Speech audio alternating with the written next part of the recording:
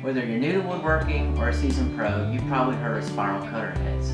They've been around for over a decade and becoming more popular as manufacturers are including them in their line of products.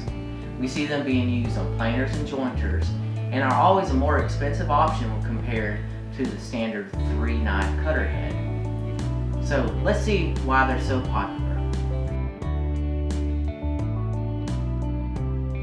Indexable spiral cutter heads use 4-sided carbide inserts that are arranged along a spiral groove which runs the length of the cutter head. On average, there are about 7 to 8 inserts for every 6 inches of cutter head length. There are either 4 or 5 spiral rows on the cutter head that locate the carbide inserts, so a typical 6-inch wide cutter head will have around 30 to 34 inserts. These inserts cut from one side and can be indexed or rotated 4 times before the insert needs replacing.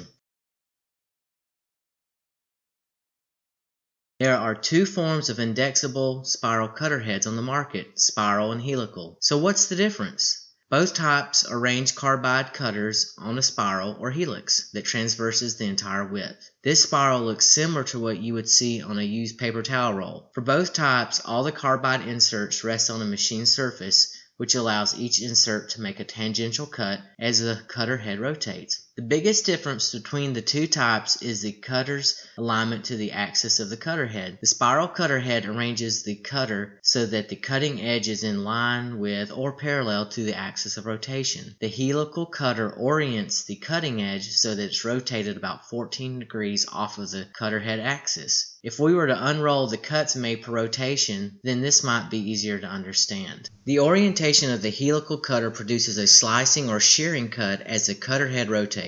A shearing cut results in a better surface finish because it is less likely to cause chipping or tear out for figured wood. This design also reduces the number of inserts needed to make a cut when compared to the spiral design. For example, a 6-inch helical cutter head designed for a jointer will have 30 inserts instead of the 34 inserts used for a spiral cutter head.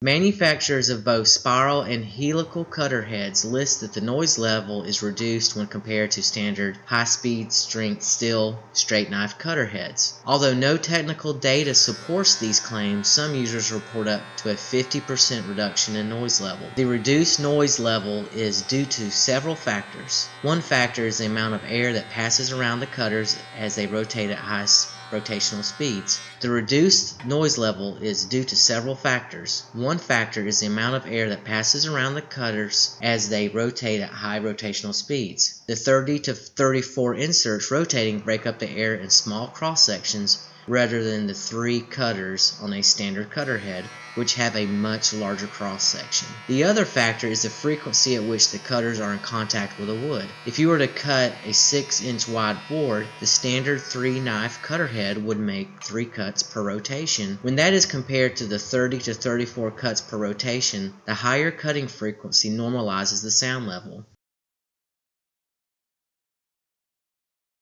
Spiral and helical cutter heads produce small wood chips. The standard 3-knife cutter head produces larger chips that often look like twisted ribbons. These larger chips or ribbons will easily clog if not provided enough suction. When the wood chips are longer, they tend to stick to each other and easily clog in the elbows or blast gates within the dust collection system. The smaller chips rarely clog and require less suction. Both spiral and helical cutter heads produce the same type of small wood chips.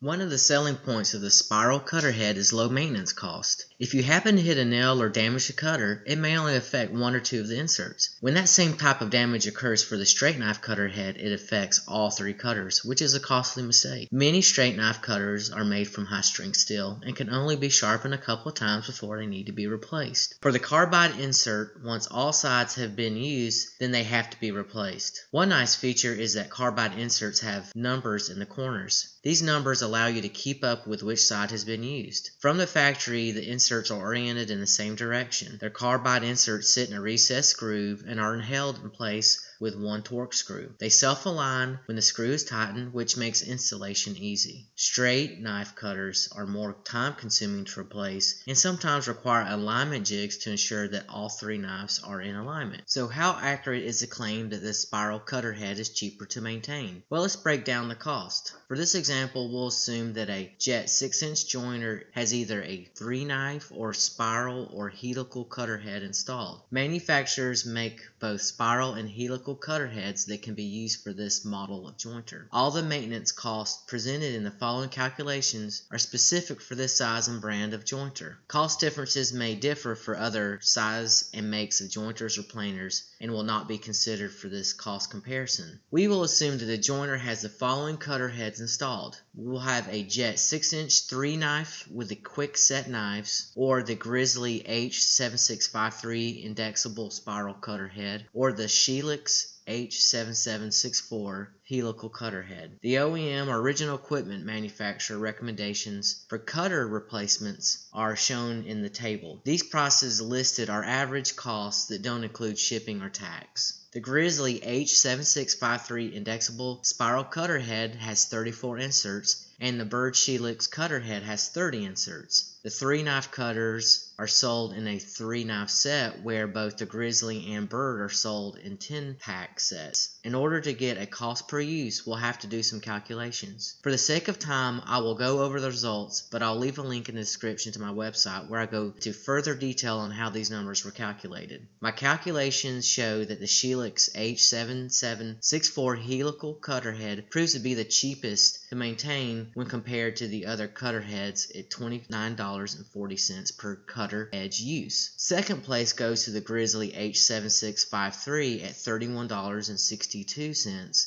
and in dead last is the jet with the quick set knives at $36.95. Some may argue that the high-speed steel knives from the 3-knife cutterhead can be sharpened a couple of times before needing replacement, but that was not included in this comparison. It was intentionally excluded due to the variety of sharpening cost and quality of the sharpened knives. From my past experience, when the high-speed steel knives are sharpened, the durability or dimensional accuracy of the knives can't be guaranteed. Now that we know the maintenance cost, what are the cost differences between the spiral cutter heads?